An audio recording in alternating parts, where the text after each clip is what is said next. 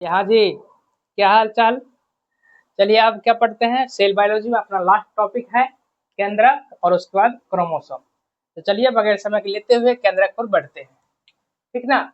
साथ ही साथ लिखते चलिए केंद्रक, ठीक है, जो काफी इम्पोर्टेंट है। केंद्रक जिसको बोलते हैं इंग्लिश में न्यूक्लियस, ठीक। केंद्रक न्यूक्लियस काफी इम्पोर्टेंट है। सबसे प्रथम केंद्रक की खोज किसने की, ठीक है। केंद्रक की खोज, तो पहला पॉइंट दिया दे रहा है, केंद्रक की खोज। केंद्रक की खोज किसने की थी? Robert brown. याद रखना है, रॉबर्ट ब्राउन। रॉबर्ट ब्राउन ये कब की थी?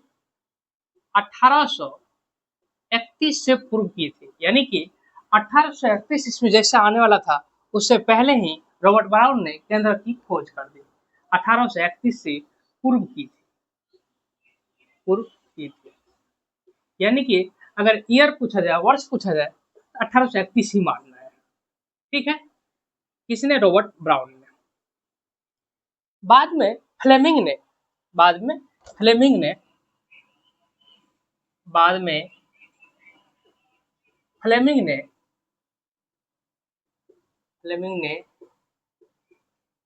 केंद्रक में मिलने वाले पदार्थ, केंद्रक में मिलने वाले पदार्थ, देखिए मान लीजिए ये केंद्रक है, यहाँ देखिए ध्यान दीजिए, ये केंद्रक है, ठीक है, जो कि डबल मेम्ब्रेन बॉन्ड है, ठीक है, केंद्रक है। और इसमें मिलने वाले पदार्थ, जो भी पदार्थ मिलता है इसमें केंद्रक में मिलने वाले पदार्थ, ठीक है, मिलने वाले पदार्थ, पदार्थ जो क्षारीय, यानी कि बेस, ठीक है, बेस क्षारीय रंग से रंजित होते हैं, उसे क्रोमेटीन नाम दिया, उसे क्रोमेटीन नाम दिया। देखिए क्वेश्चन बन गया, नाम दिया। क्या क्वेश्चन बना, देखिए ध्यान से, कि बाद में फ्लेमिंग ने, किसने? फ्लेमिंग ने, तो फ्लेमिंग को अंडरलाइन कर दी कि क्वेश्चन पूछेगा कि केंद्रक में मिलने वाले पदार्थ जो क्षारीय रंग होता है, ठीक है, किसने बोला था? तो फ्लेमिंग ने, ठीक है। और उसको क्या नाम दिया था? नाम दिया था क्रोमेटीन, यानी कि क्रोमेटीन शब्द किसने दिया? तो फ्लेमिंग। यानी कि ये भी कह सकते हैं क्रोमेटीन शब्द,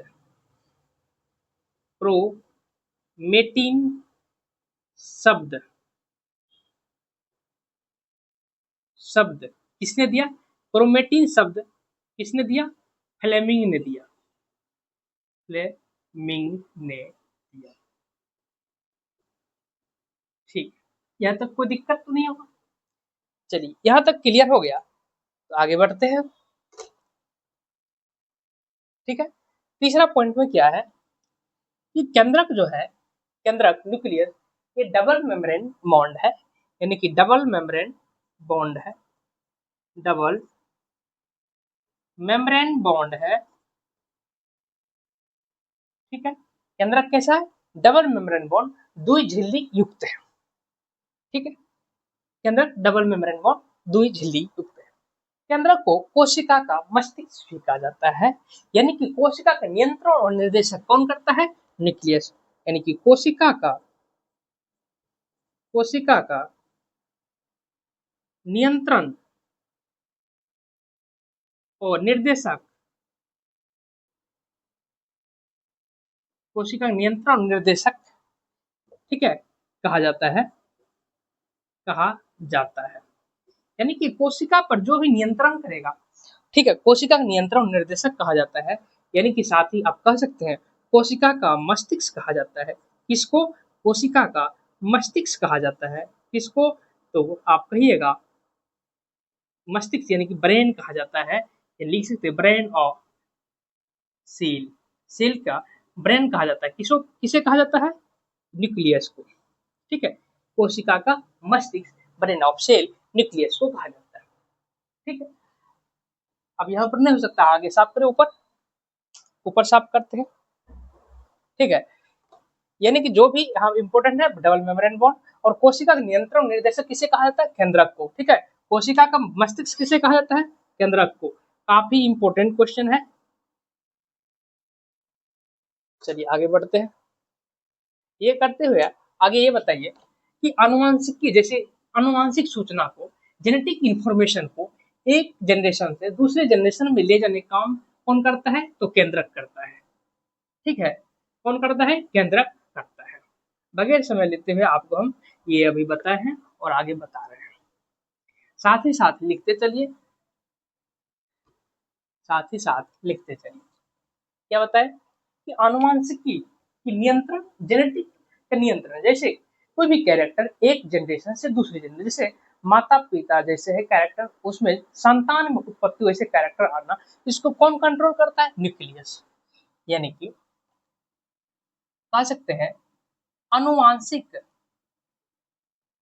अनुवांशिक के नियंत्रण,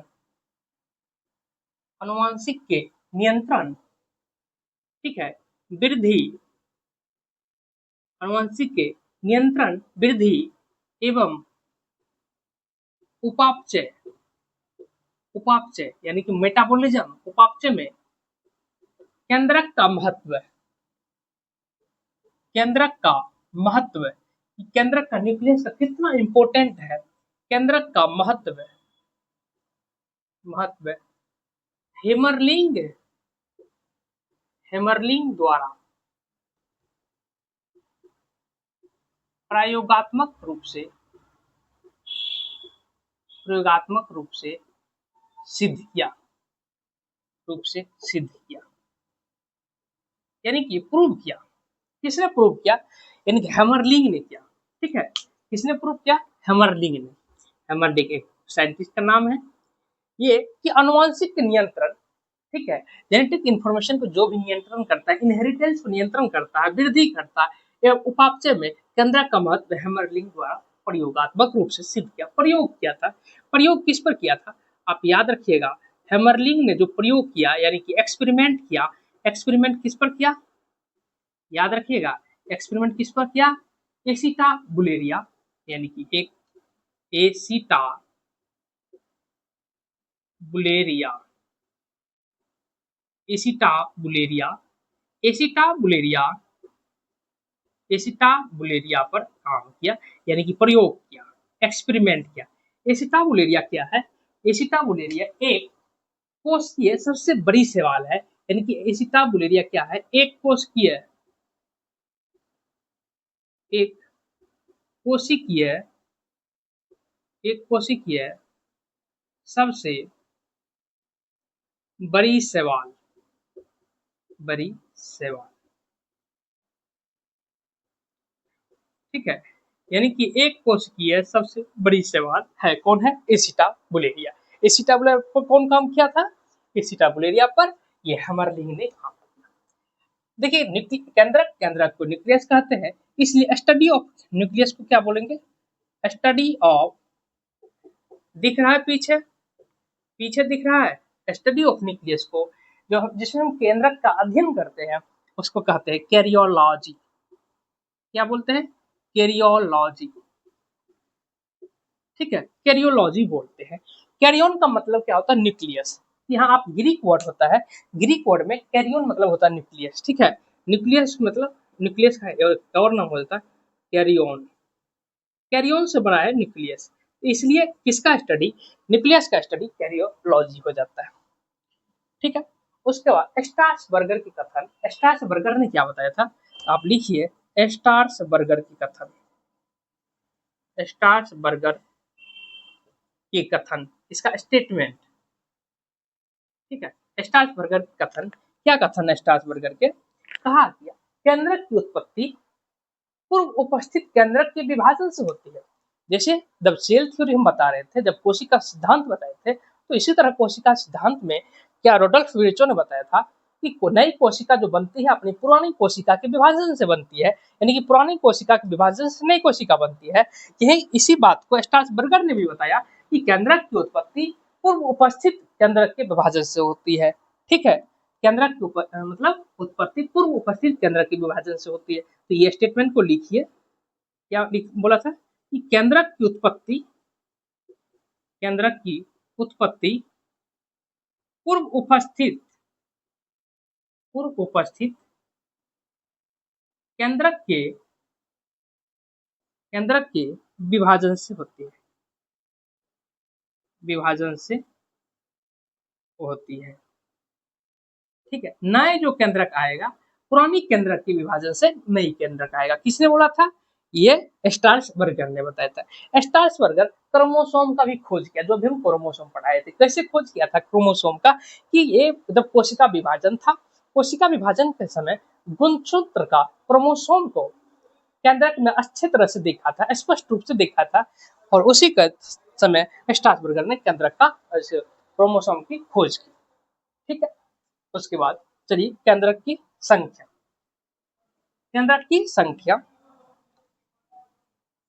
स्टार्ट लगाइए। केंद्रक की संख्या, न्यूक्लियस की नंबर संख्या। देखिए अब क्या बताइए, क्या प्रत्येक यूकेरियोटिक सेल में एक केंद्रक होते, क्या प्रत्येक यूकेरियोटिक सेल में अनेक केंद्रक होती है? तो आप याद रखिएगा कि सामान्यतः नॉर्मली प्रत्येक यूकेरियोटिक कोशिका में मिनिमम एक केंद्रक होती है। क्या होती है? मिनिमम एक केंद्रक होती है। आप लिखिए इस पॉइंट को कि प्रत्येक सामान्यतः यानी कि नॉर्मली, ठीक है, सामान्यतः प्रत्येक यूकेरियोटिक कोशिका में मिनिमम कितना होता है? एक केंद्रक। मिनिमम एक केंद्रक होता है। कितना होता है? एक केंद्रक होता है। लेकिन इसका और बातें हैं जो अभी ऊपर लिखे। चलिए यहां तक लिख लिया आप लोग? लिख लिए तो आगे बढ़े। चलिए आगे बढ़ते हैं ऊपर। केंद्रक के लेकर ये सामान्यतः प्रत्येक यूकेरियोटिक कोशिका में मिनिमम एक केंद्रक होती है, लेकिन परिपक्व फ्लोएम के चालनीय नलिका तत्वों लेकिन क्या है, अपवाद है यहाँ पर, लेकिन परिपक्व, ठीक है, जो परिपक्व हो जाते हैं फ्लोएम के चालनीय नलिका तत्वों एवं स्तनधारी मेमल्स के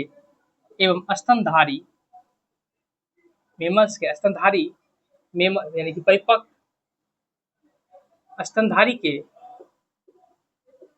परिपक्व आरबीसी में केंद्रक अनुपस्थित होता है। बहुत ही जबरदस्त क्वेश्चन बिहार एसआई के लिए। ठीक है, यानी किसमें? फ्लोएम के चालनीय नलिका तत्वों कहेगा कि केंद्रक किसमें अनुपस्थित रहता है। केंद्रक कहाँ अनुपस्थित है? तो कहाँ? फ्लोएम के चालनीय नलिका तत्वों। ठीक है, काफी इंपोर्टेंट क्वेश्चन है कोई भी कॉम्पिटिटिव एग्जाम के लिए। एवं स्तनधारी मेमल्स के परिपक्व आरबीसी में क्या होता है? केंद्रक, यानी केंद्रक वो लगाइए, ये क्या होता है? अनुपस्थित होता है, अब्सेंट होता है। ठीक है, लेकिन इसका भी अपवाद है। क्या अपवाद है? ऊंट और लामा के आरबीसी में केंद्रक प्रेजेंट होता है। आप अपवाद को लिखिए। अपवाद क्या है? ऊंट एवं लामा के आरबीसी में केंद्रक प्रेजेंट होता है। कहेगा केंद्रक किस में प्रेजेंट होता है? किस आरबीसी में केंद्रक प्रेजेंट होता है? तो ऊंट या लामा के आरबीसी में केंद्रक प्रेजेंट होता है। ठीक है, यानी कि उपस्थित होता है। ठीक है, उपस्थित होता है किसमें? ऊंट एवं लामा के आरबीसी में केंद्रक प्रेजेंट होता है। चलिए आगे बढ़ते हैं। आगे क्या बढ़ते हैं कि आप बताइए, हम अभी बताए थे कि जो भी यूकेरियोटिक है मिनिमम एक केंद्रक होता है, लेकिन पैरामेशियम में दो केंद्रक मिलेगा। आप साथ में लिख लीजिए, पैरामेशियम में, पैरामेशियम में, पैरामेशियम में कितना केंद्रक? दो केंद्रक होता है, दो केंद्रक होता है। इसलिए पैरामेशियम में दो केंद्रक होता है, इसलिए पैरामेशियम को हम बोल सकते हैं द्विकेंद्री। द्विकेंद्री क्यों बोल सकते हैं? क्योंकि दो केंद्रक होता है, तो इसको बोल सकते हैं द्विकेंद्री। आप याद रखिए, ऊट और लामा के आरबीसी में केंद्रक प्रेजेंट होता है और पैरामेशियम में दो केंद्रक होता है। साथ ही याद रखिएगा भी कि बहुकेंद्रीय कोशिकाएं भी होती है। कुछ कोशिकाएं ऐसे होते हैं जिसमें दो से भी अधिक केंद्रक होते हैं। ठीक है, बस उसको याद रखिए, बहुकेंद्रीय कोशिकाएं भी होती है। यहाँ तक क्लियर हो गया होगा? यहाँ तक क्लियर हो गया होगा? तो चलिए नीचे वाले साफ करते और फंक्शन लिखते हैं कि न्यूक्लियस का कार्य क्या है। क्या है न्यूक्लियस का, क्या कार्य है? तब तक आप लिखिए इनको। केंद्रक में देखिए, अभी तक जो भी बताया, केंद्रक में अगर सवाल आ रहा है कोई भी बिहार एसआई के लिए, दरोगा के लिए, बिहार पुलिस के लिए, तो यही क्वेश्चन बनेगा कि मतलब सेल का यानी कोशिका का मस्तिष्क कौन है, या फिर यही सब बनेगा। काफी इंपोर्टेंट है ये वाला ना, काफी इंपोर्टेंट है। ठीक है, तो यहाँ तक लिख लिया, तो आगे बढ़े। थोड़ा पानी पी लेता हूँ, तब तक आप लिखिए। चलिए लिख लिए होंगे, लिख लिए होंगे। साफ करें। चलिए अब बात क्या करेंगे, केंद्रक के कार्य। केंद्रक के क्या फंक्शन है, क्या फंक्शन है, आप थोड़ा सोचिए कि अनुवांशिकी सूचनाएं में, जैसे अगर आप अनुवांशिकी सूचनाएं किसको कहेंगे? जैसे बोलते हैं ना, अरे तुम अपने माता पिता पर गए हो, यानी कि अपने माँ बाप पर गए हो। एक्चुअली वो माँ बाप पर कैसे गया है, तो इसमें केंद्रक का ही रोल है। क्या केंद्रक का रोल? केंद्रक ही अनुवांशिक सूचनाएं का क्या करता है? ट्रांसमिशन करता है, एक जनरेशन से दूसरी पीढ़ी में बढ़ता है। यानी कि एक पीढ़ी से अपने नए पीढ़ी में, दूसरे पीढ़ी में वो क्या सूचना को भेजेगा। जैसे आप है, जैसे आपका कलर है, जैसे आपका हाइट है, उसी तरह वो दूसरे जनरेशन में भेजता है। ये हम अनुवांशिकी पढ़ाएंगे, जब जेनेटिक पढ़ाएंगे वहां पर बात करेंगे। तो पर यहाँ पर बात करेंगे केंद्रक क्या करेगा। पहला काम ये रखना है कि अनुवांशिक सूचनाएं को रिजर्व करता है, स्टोर करके रखता है। दूसरा, आनुवंशिक सूचनाएं को ट्रांसमिशन करता है, संचरण करता है। तीसरा, कोशिका विभाजन में केंद्रक का रोल होता है। कोशिका विभाजन में भी केंद्रक पहले विभाजन होता है, उसके बाद कोशिका विभाजन होता है। ठीक है, कोशिका विभाजन में भी होता है। उसका जो उपापचय में, जैसे कि मेटाबॉलिज्म के नियंत्रण में, किसी को जैसे भूख कम लग रहा है, किसी को भूख ज्यादा लग रहा है, वो एक्चुअली हमारी कोशिका की डिमांड है। यानी कि हमारी कोशिका जो केंद्रक है, केंद्रक के नियंत्रण की बात है। अगर केंद्रक हमारे मेटाबॉलिज्म का अच्छे से नियंत्रण कर रहा है, तो हमारे सेल अच्छे से नियंत्रण होगा और हमारे बॉडी फंक्शनिंग नियंत्रण सही से करेगा। तो वही बात, जो भी बात हो रहा है केंद्रक के फंक्शन पर। केंद्रक अगर सही चल रहा है तो आपका कोशिका सही है, तो आपका क्या होगा, शरीर सही होगा। जो कि पहले भी लेक्चर में बताए थे, किस कोशिका से उत्तक बनता है, उत्तक से क्या बनता है, अंग बनता है, अंग से अंग तंत्र बनता है, और फिर जीव का निर्माण होता है। यानी कि हमारी बात करेंगे तो न्यूक्लियस सही है तो फिर क्या, सेल सही है, सेल सही है तो फिर आगे की भी जो भी क्रियाएं होती है वो सही होगा। चलिए आगे बात करते हैं, क्या बात करते हैं, केंद्रक के फंक्शन, यानी कि फंक्शन ऑफ न्यूक्लियस। ठीक है, मतलब केंद्रक के फंक्शन, केंद्रक के कार्य, हिंदी वाले लिए केंद्रक के कार्य। ठीक है, बस याद रखना है क्या, पहला पहला क्या करेगा, अनुवांशिक सूचनाएं का स्टोर करके रखती है। अनुवांशिक सूचनाएं, ठीक है, अनुवांशिक सूचनाएं को क्या करेगा, स्टोर करेगा। स्टोर कौन करेगा? क्रोमेटीन करेगा।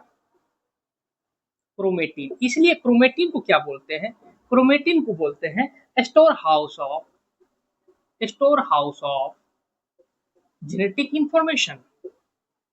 जेनेटिक इंफॉर्मेशन यानी कि क्या, जेनेटिक इंफॉर्मेशन यानी कि अनुवांशिक सूचनाएं का निहित करके रखती है। अनुवांशिक सूचनाएं को निहित करके रखती है, निहित करती है। कौन करती है निहित? निहित कौन करती है? क्रोमेटिन। काफी इंपोर्टेंट ये लाइन का, काफी इंपोर्टेंट कहेगा, आपको ऑप्शन आएगा कि अनुवांशिक सूचनाएं को निहित कौन करता है। अगर केंद्रक ऑप्शन नहीं है, क्रोमेटिन ऑप्शन है, तो आप क्रोमेटिन को मारिएगा। ठीक है, चलिए। अनुवांशिक सूचनाएं क्या करेगा, निहित करेगा, स्टोर करेगा केंद्रक। केंद्रक के अंदर कौन स्टोर करेगा, केंद्रक के अंदर स्टोर करेगा क्रोमेटिन। ठीक है, सेल के अंदर कौन करेगा, केंद्रक जेनेटिक इंफॉर्मेशन को स्टोर करेगा, उसके बाद कौन करेगा, केंद्रक के अंदर क्रोमेटिन करेगा, एक्चुअली बात। ठीक है, दूसरा है अनुवांशिक सूचनाएं का संचरण यानी कि ट्रांसमिशन। बस याद रखना, ट्रांसमिशन यानी कि जेनेटिक इंफॉर्मेशन को ट्रांसमिशन, एक जनरेशन से दूसरी जनरेशन भेजना। ट्रांसमिशन ऑफ इनहेरिटेंस इंफॉर्मेशन यानी कि जेनेटिक इंफॉर्मेशन को ट्रांसमिशन करना। तीसरा, कोशिका विभाजन में, कोशिका विभाजन में यानी कोशिका विभाजन किसके बदौलत हो रहा है, केंद्रक की बदौलत। और चौथा, उपापचय का नियंत्रण, उपापचय का नियंत्रण, इसको लिख सकते हैं कंट्रोल ऑफ मेटाबॉलिज्म। मेटाबॉलिज्म बोलता है, मेटाबॉलिज्म तुम्हारा जितना बूस्ट रहेगा उतना तुम अच्छे कार्य करोगे, तो मेटाबॉलिज्म को नियंत्रण करेगा वो केंद्रक नियंत्रण करेगा। यहाँ तक आपका केंद्रक टॉपिक खत्म हो गया। इसके अंदर चलते हैं केंद्रिका। ठीक है, चलिए लिख लिए होंगे, बस अब केंद्रिका है, केंद्रिका पर बात करते हैं। इसको साफ करते हैं फटाफट, अब लिखिए और समझते चलिए, साथ ही ज्यादा समय नहीं लेंगे। अब बस लास्ट टॉपिक है केंद्रिका, उसके बाद क्रोमोसोम पढ़ाएंगे। ठीक है, क्रोमोसोम जो कि कल आपको हम पढ़ाएंगे, अभी हम बस केंद्रिका बात करेंगे। क्या कोई बताओगे केंद्रिका क्या होता है? ठीक है, केंद्रिका क्या होता है, केंद्रिका भी स्ट्रक्चर की बात नहीं की, तो आप सीधे हम एग्जाम को लेकर चल रहे हैं। केंद्रिका न्यूक्लियस बोलते हैं। ठीक है, केंद्रिका पहला, केंद्रिका ये झिल्ली रहित होती है, कोई झिल्ली नहीं में इसमें मिलता है, झिल्ली रहित होता है यानी कि नो मेम्ब्रेन होता है, कोई झिल्ली नहीं होता है। ठीक है, दूसरा ये कहाँ मिलेगा, ये आपको कहाँ मिलेगा, ये आपको मिलेगा केंद्रिका द्रव में। कहाँ मिलेगा, केंद्रिका, केंद्रिका द्रव में मिलेगा, में मिलेगा। ठीक है, कहाँ मिलेगा, केंद्रिका द्रव में मिलेगा। उसके बाद इसका जो रासायनिक संगठन है, रासायनिक संगठन यानी किससे किससे मिला है, संगठन, संगठन। ठीक, रासायनिक संगठन यानी कह सकते हैं केमिस्ट्री ऑफ न्यूक्लियस।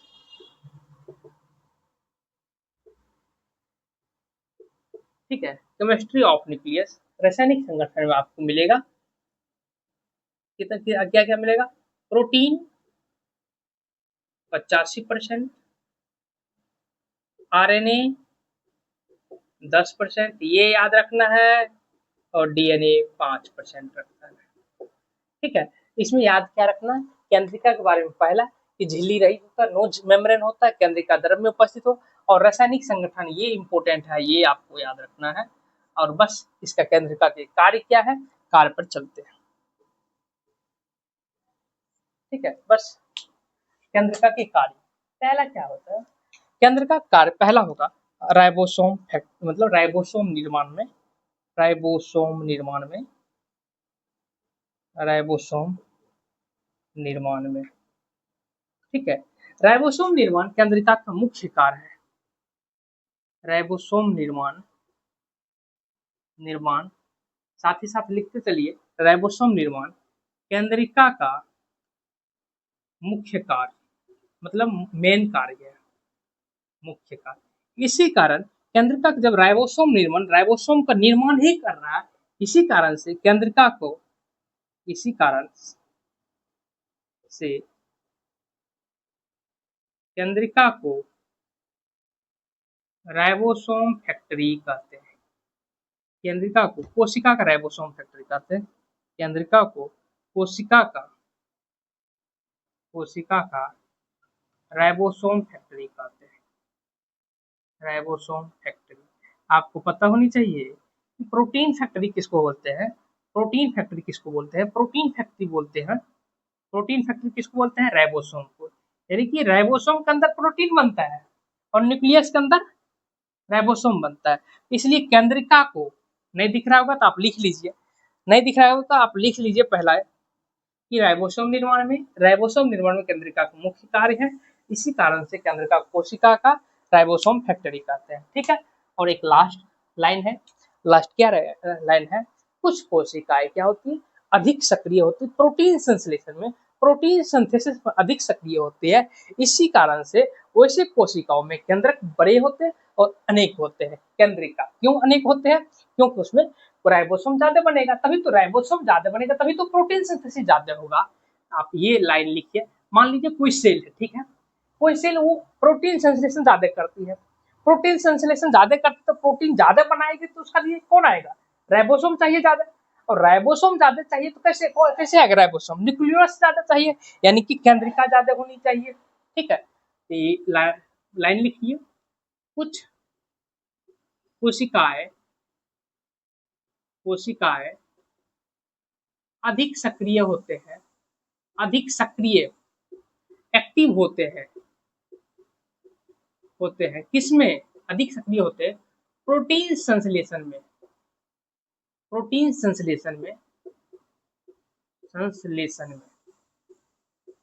इसलिए ऐसे कोशिकाओं में न्यूक्लियर केंद्रिका बड़े होते हैं, वो अनेक होते हैं,